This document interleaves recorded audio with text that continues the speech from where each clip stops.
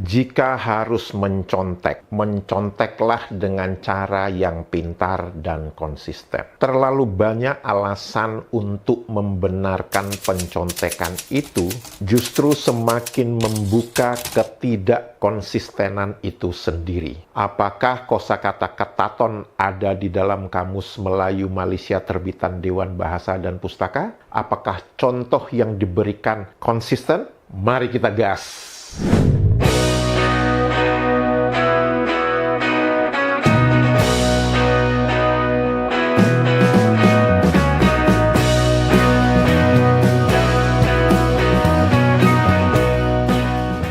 Halo, apa kabar semuanya teman-teman? Semoga kita semua dalam keadaan sehat walafiat. Amin ya robbal alamin. Selamat datang di kanal ini, kanal yang banyak berbicara tentang perbandingan kosakata menurut Kamus Besar Bahasa Indonesia dan menurut Kamus Melayu Malaysia terbitan Dewan Bahasa dan Pustaka. Kanal ini juga berbicara pernak-pernik dan informasi tentang negara Malaysia, dan semoga informasi tersebut berguna untuk netizen Indonesia. Sebelum saya membahas tentang 3 kosakata, mari kita menyaksikan sebuah video di mana video ini adalah penonton sepak bola Indonesia yang tidak beranjak dari Stadion Gelora Bung Karno ketika Indonesia dikalahkan oleh Jepang 0-4 di dalam babak kualifikasi Piala Dunia beberapa hari yang lalu. Mengapa penonton sepak bola Indonesia tidak mau beranjak dari Stadion Gelora Bung Karno meskipun pertandingan telah usai 10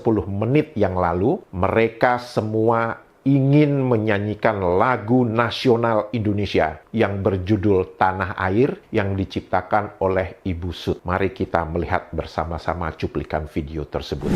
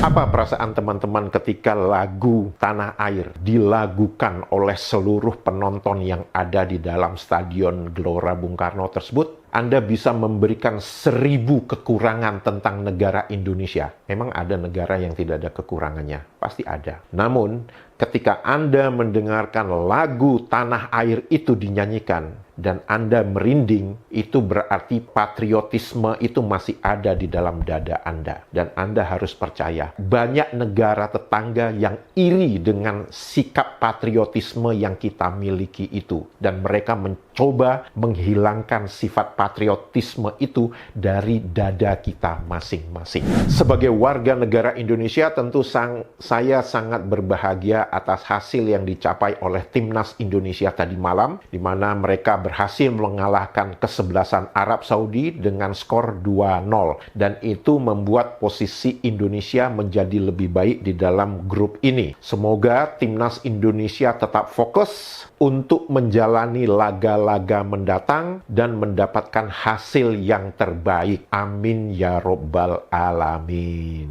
Sekarang mari kita berbicara tentang 3 kosakata. Kosakata pertama ini dipicu oleh salah satu komentar netizen Indonesia yang mengatakan bahwa sepertinya Kamus Melayu Malaysia itu diprank oleh Kamus Besar Bahasa Indonesia.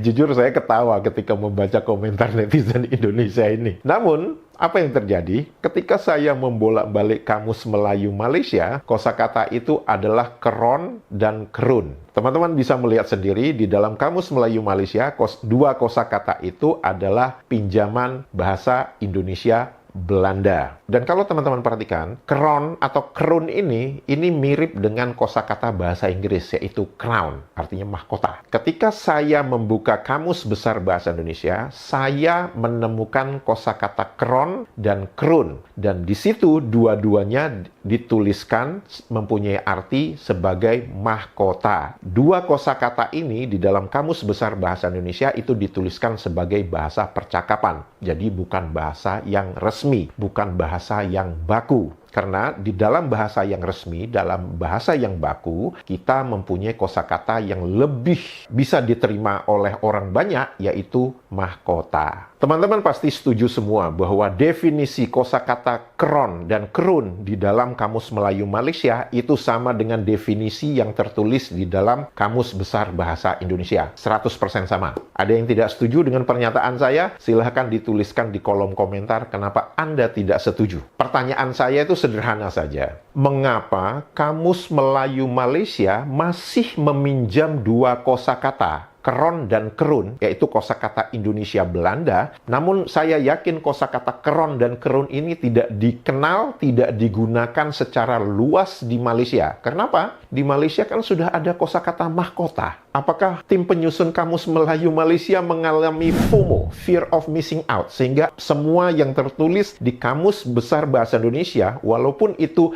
sebagai kosakata bahasa percakapan, itu juga ingin diadopsi dan dimasukkan di dalam Kamus Melayu Malaysia? Dan seperti netizen Malaysia mengatakan bahwa 95% kosakata pinjaman yang tertulis di Kamus Melayu Malaysia itu tidak laku, tidak dikenal, tidak digunakan. Nah, pertanyaan saya adalah, kalau memang tidak laku, tidak dikenal, tidak digunakan, mengapa dua kosakata, kron dan kroon ini sudah ada sejak tahun 1986, edisi kedua, Kamus Melayu Malaysia. Bahkan sampai di edisi keempat tahun 2005. Ayo, untuk pengetahuan lagi.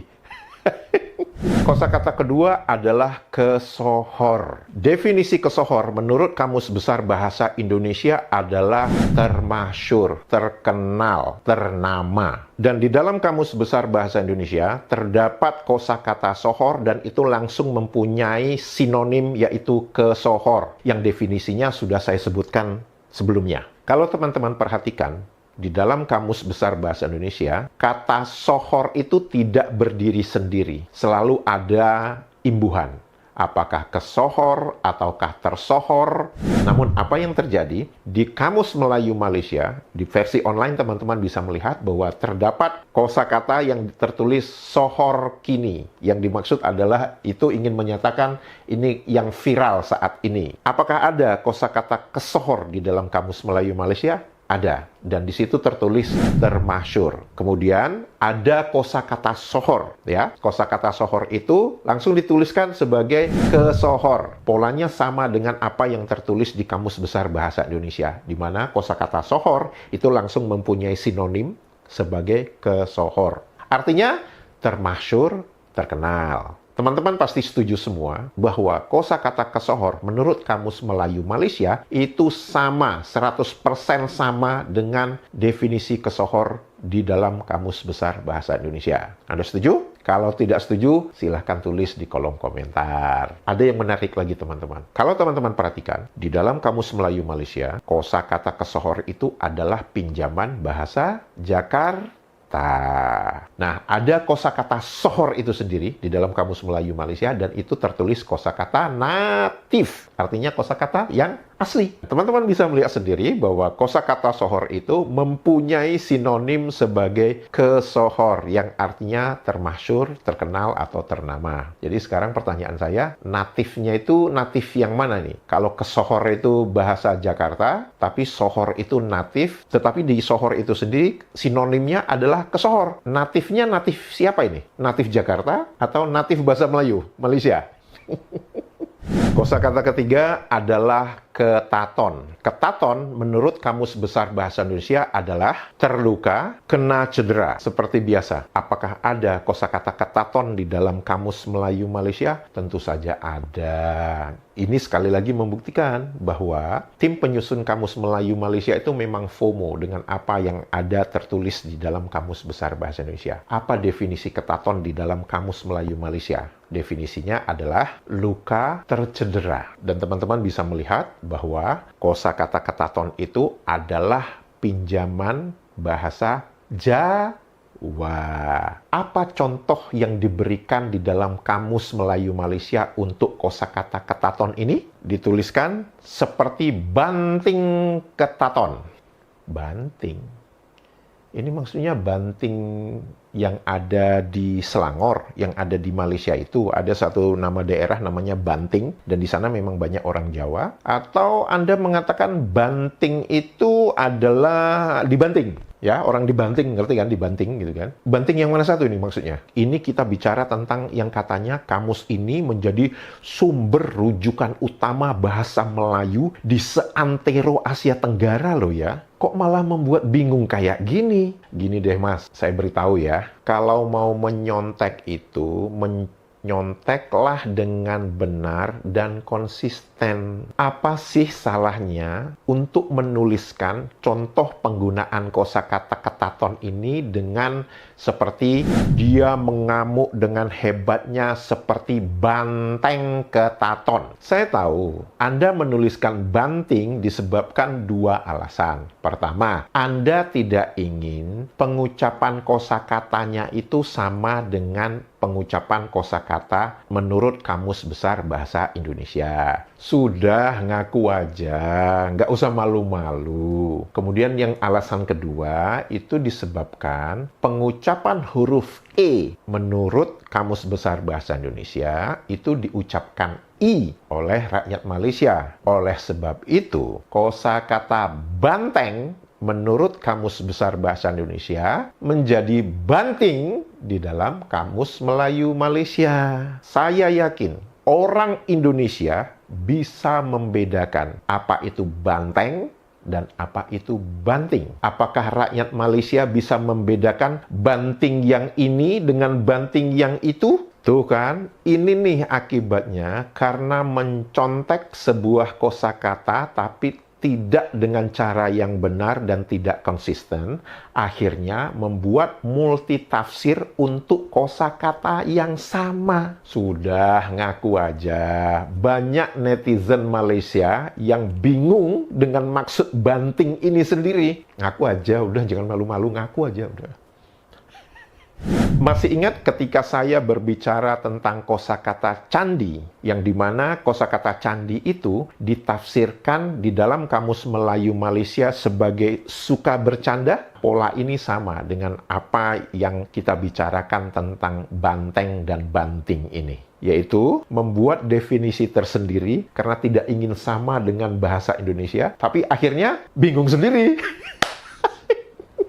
Sebagai selingan, kosakata dirgahayu di Kamus Melayu Malaysia itu bisa digunakan untuk mengucapkan selamat ulang tahun kepada seseorang, terutama kepada sultan. Sedangkan untuk di Indonesia, dirgahayu itu digunakan kepada negara atau kepada perusahaan, ya, tidak pernah kepada orang. Jadi bayangkan bagaimana reaksi rakyat Indonesia ketika mendengar atau melihat sebuah tulisan Dirgahayu Bapak Anwar Ibrahim. Wih, keren kali kan itu.